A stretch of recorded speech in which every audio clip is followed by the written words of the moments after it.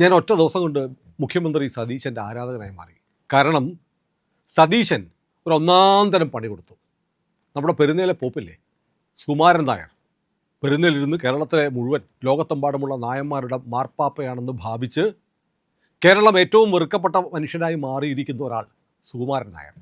സുകുമാരൻ നായരെ പോലെ അഹങ്കാരിയായ ധാർഷ്ട്യം നിറഞ്ഞ പെരുമാറ്റമുള്ള ഹിന്ദു വിരുദ്ധത മനസ്സിൽ കൊണ്ടു നടക്കുന്ന ഒരു മനുഷ്യൻ വേറെ ഉണ്ടോ എന്ന് ചോദിച്ചാൽ ഇല്ല എന്ന് ഞാൻ മാത്രമല്ല, പ്രിയപ്പെട്ട പ്രേക്ഷകരെ, നിങ്ങളിൽ ഏതാണ്ട് 100% ആളുകളും പറയുമെന്ന് എനിക്ക് നല്ല ഉറപ്പാണ്. സുകുമാരൻ നായർക്ക് മുഖ്യമന്ത്രി വി.ഡി. സതീശനെ കാണണം. സതീശനെക്കുറിച്ച് ഊടുപാട് ചീത്ത പറഞ്ഞ് നടന്ന ആളാണ് ഈ സുകുമാരൻ നായർ. അങ്ങനെ സുകുമാരൻ നായർക്ക് സതീശനെ കാണാൻ ആഗ്രഹം മൂത്തു.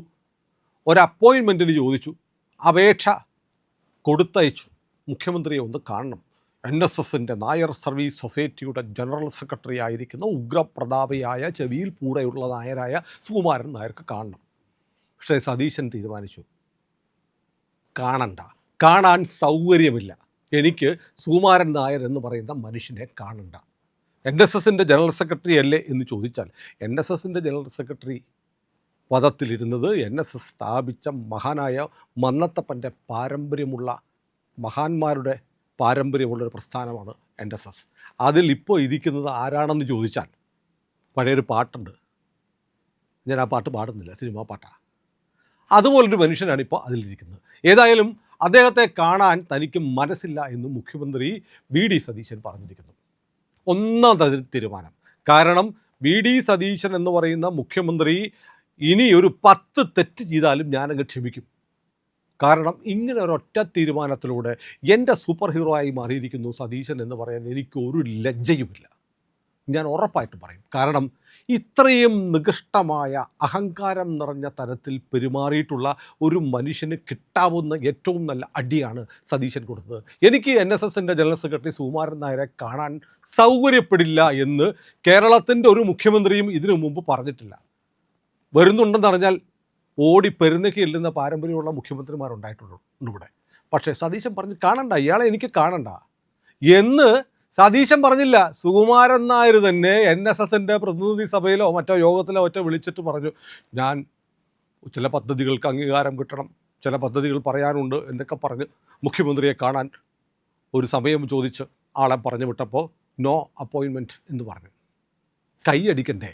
ഒന്ന് ആലോചിച്ച് നോക്കൂ, ഇന്ത്യയുടെ ഉപരാഷ്ട്രപതി പെരുന്നയിലെ മന്നം സമാധിയിൽ വന്ന് പുഷ്പാർച്ചന നടത്തി ഭാരതകേസരിയായ മന്നത്ത് പത്മനാഭന് ആദരാഞ്ജലികൾ അർപ്പിക്കാൻ തീരുമാനിച്ചപ്പോൾ നോ എൻട്രി എന്ന് പറഞ്ഞ ധിക്കാരി, രാജ്യവിരുദ്ധൻ എന്ന് പറയണം, രാഷ്ട്രത്തിൻ്റെ വൈസ് പ്രസിഡന്റിന് മന്നത്ത് പത്മനാഭൻ്റെ സമാധിയിൽ കയറണ്ട എന്ന് പറഞ്ഞ ധിക്കാരി.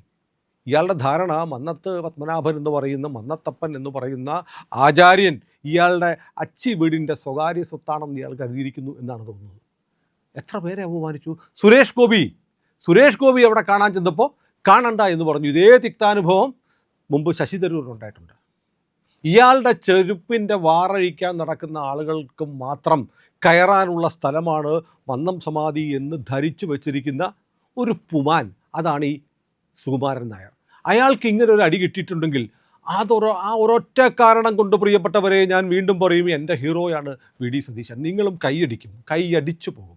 പക്ഷെ സതീശൻ മറ്റുള്ളവരോടൊക്കെ ഇങ്ങനെയാണോ എന്നുള്ള ചോദ്യം വേറെയുണ്ട്. ഏതെങ്കിലും ജമാഅത്ത് ഇസ്ലാമിയുടെ ആളുകളോ അല്ലെങ്കിൽ വേറെ ഏതെങ്കിലും മതസംഘടനയുടെ ആളുകളോ കാണാൻ അപ്പോയിൻമെൻറ്റ് ചോദിച്ചാൽ സതീശൻ കൊടുക്കുമായിരിക്കും. അത് എന്തുകൊണ്ടെന്ന് ചോദിച്ചാൽ ഇത്രത്തോളം വെറുക്കപ്പെട്ട ഒരു മനുഷ്യൻ. ജമാഅത്തെ ഇസ്ലാമിക്കാരെ പോലും വേണമെങ്കിൽ കുറച്ച് നേരം ഒന്ന് ക്ഷമിക്കാം. കാരണം അവരൊന്നും ഇത്ര അഹങ്കാരത്തിൻ്റെ ഭാഷയിൽ സംസാരിക്കാറില്ല. ഈ മനുഷ്യൻ കേരളത്തിൽ വെറുപ്പിച്ചത് ആരൊക്കെയാണ്? സകല മനുഷ്യരെയും സകല നായന്മാരെയും വെറുപ്പിച്ചു. സകല നായന്മാരുടെയും അന്തസ്സ് കപ്പൽ കയറ്റി വിട്ട ആളാണ് സുകുമാരൻ നായർ. കഥകളൊന്നും പറയുന്നില്ല. മകളും മരുമകനുമായി ബന്ധപ്പെട്ട് ധനലക്ഷ്മി ബാങ്കിൽ ഒരു വിവാദം അറിയാം. ലോകത്തോട് ആദ്യം പറഞ്ഞത് ഞാനാ. എങ്ങനെയാണ് അവിടുന്ന് ജോലി പോയത്, വ്യാജ സർട്ടിഫിക്കറ്റ് ഉണ്ടാക്കി അവിടെ ജോലിക്ക് കയറിയ കഥ, ഇതൊക്കെ കേരളത്തിൽ ആദ്യമായി ചാനലിലൂടെ വിളിച്ചു പറഞ്ഞത് ഞാനാണ്. തെറ്റായിരുന്നെങ്കിൽ ഒരു വക്കീൽ നോട്ടീസെങ്കിലും അയക്കുമായിരുന്നു. ഒരു വക്കീൽ നോട്ടീസും അയച്ചില്ല. താക്കോൽ സ്ഥാനത്ത് നായന്മാരിരിക്കണം എന്ന് പറഞ്ഞ് കുറേ ബഹളമൊക്കെ ഉണ്ടാക്കിയിട്ടുണ്ട്. കൊള്ളാവുന്ന നായർ നമ്മുടെ ആഭ്യന്തരമന്ത്രിയും മാന്യനുമായ രമേശ് ചെന്നിത്തല മാത്രമാണ് അദ്ദേഹത്തിൻ്റെ ദൃഷ്ടിയിൽ. സത്യത്തിൽ സുകുമാരൻ നായർക്ക് അടുപ്പമുണ്ട് ചെന്നിത്തലയോടെന്ന് പറഞ്ഞാൽ അത് ചെന്നിത്തലയ്ക്ക് കുറച്ചിലാണ്. കാരണം ഇന്ന് കേരളം ഏറ്റവും വെറുക്കുന്ന ഒരാൾ, കേരളത്തിലെ നായന്മാരിലെ മഹാഭൂരിപക്ഷവും ഇഷ്ടക്കേട് കാണിക്കുന്ന ഒരാളായിട്ട് സുകുമാരൻ നായർ മാറിയിട്ടുണ്ട്. ശബരിമല പ്രക്ഷോഭകാലത്ത് ഇദ്ദേഹം കുറച്ച് സംഭാവനയൊക്കെ ചെയ്തിട്ടുണ്ട്. അതിനുശേഷം പിണറായി വിജയൻ്റെ അയ്യപ്പ സംഗമത്തിന് സർവാത്മന പിന്തുണ കൊടുത്തു. എന്തിനാണെന്നറിയാമോ? സിമ്പിളാണ്. നേരത്തെ ഞാൻ പറഞ്ഞ ധനലക്ഷ്മി ബാങ്കുമായി ബന്ധപ്പെട്ട് ധനലക്ഷ്മി ബാങ്കിൽ വ്യാജരേഖയുണ്ടാക്കി, വ്യാജ ഡിഗ്രി സർട്ടിഫിക്കറ്റ് ഉണ്ടാക്കി ജോലി വാങ്ങിയതിൻ്റെ പേരിൽ ബാങ്ക് പിരിച്ചുവിട്ടു. ബാങ്ക് പിരിച്ചുവിട്ടു എന്ന് മാത്രമല്ല, അതിൻ്റെ പേരിൽ കേസെടുക്കും എന്ന് വന്നപ്പോൾ ധനലക്ഷ്മി ബാങ്കിനെ അന്നത്തെ ദേവസ്വം മന്ത്രിയായിരുന്ന വാസവനെ ഉപയോഗിച്ച് വിരട്ടി ദേവസ്വം ബോർഡിൻ്റെ അക്കൗണ്ട് മുഴുവൻ ധനലക്ഷ്മി ബാങ്കിൽ നിന്ന് പിൻവലിക്കും എന്ന് പറഞ്ഞു വിരട്ടിയിട്ടാണ് വ്യാജരേഖ ഉണ്ടാക്കി ജോലി വാങ്ങിയ കേസിൽ മകളുടെ ഭർത്താവിനെ രക്ഷിച്ചതെന്ന് ഒരു കഥയുണ്ട്. കരക്കമ്പിയാണ്.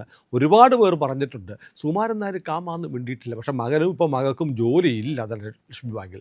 ഇനിയിപ്പോൾ ഇന്നലത്തെ വെളിപ്പെടുത്തലിൽ സുകുമാരൻ നായർ പറഞ്ഞിട്ടുണ്ട്, മറ്റൊരു വലിയ പ്രഖ്യാപനം നടത്തി. നമ്മുടെ ഗണേഷ് കുമാറില്ലേ, ഗണേഷ് കുമാറിനെ NSSൻ്റെ പ്രതിനിധി സഭയിൽ നിന്ന് പുറത്താക്കി.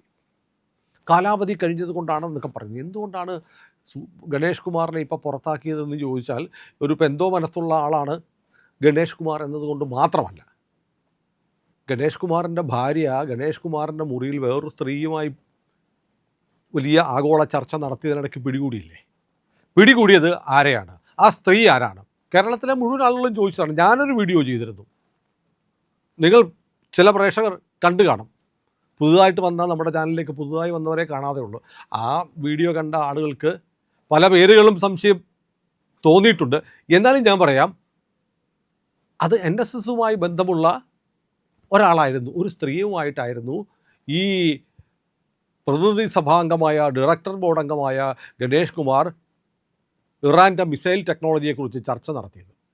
അതുകൂടെ കണക്കിലെടുത്തിട്ടാണിപ്പോൾ സുകുമാരൻ നായർ ഗണേഷ് കുമാറിനെ പുറത്താക്കിയതെന്ന് പറഞ്ഞാൽ അങ്ങനെയൊന്നും സുകുമാരൻ നായർക്ക് നിഷേധിക്കാൻ പറ്റില്ല. ഏതായാലും NSSനെ സംബന്ധിച്ച് NSS എന്നുള്ള മഹത്തായ പ്രസ്ഥാനത്തെ മന്നത്ത് പത്മനാഭൻ ഉണ്ടാക്കിയ, അരിപിരിച്ചും കെട്ടുതെങ്ങ് നിക്ഷേപം നടത്തിയുമൊക്കെ ഉണ്ടാക്കിയ മഹത്തായ പ്രസ്ഥാനത്തെ ഒരു പ്രൈവറ്റ് ട്രസ്റ്റാക്കി കൊണ്ടു നടന്ന് തൻ്റെ തന്നിഷ്ടവും തോന്നിവാസവും ധൂർത്തും നടത്തുന്ന ഒരു സ്ഥാപനമാക്കി മാറ്റി എന്ന് പറയുന്നത് കേരളത്തിലെ അന്തസ്സുള്ള നായന്മാരാണ്.